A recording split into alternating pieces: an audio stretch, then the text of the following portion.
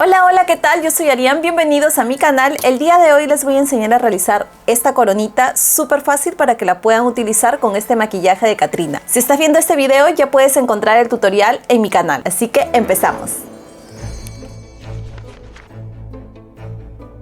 Utilizaré estos precintos de seguridad que sirven para amarrar cables y los pintaré de color plateado metálico. Aquí ya los tengo listos, estoy utilizando 41 de estos y lo colocaré en una diadema o vincha. Empezaremos colocándola desde el centro, vamos midiendo y calculando y cuando ya estemos seguros lo ajustamos.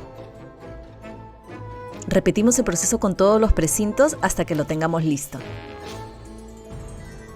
Si aún no te has suscrito a mi canal, te invito a hacerlo, voy a estar subiendo más contenido para este Halloween.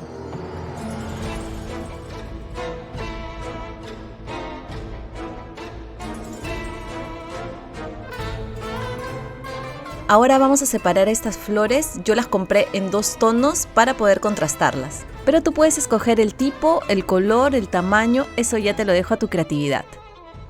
Para esta coronita utilicé 5 rosas azules y 4 flores blancas.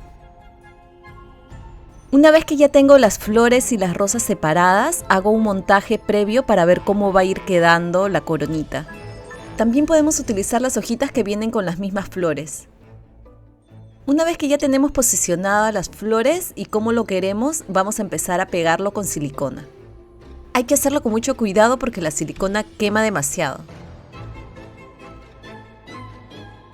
Ya tengo aquí pegadas las rosas azules, ahora voy a colocar las flores blancas. Tengo otro videito en mi canal en el cual les enseño a realizar otro tipo de coronita y también tengo el tutorial del maquillaje.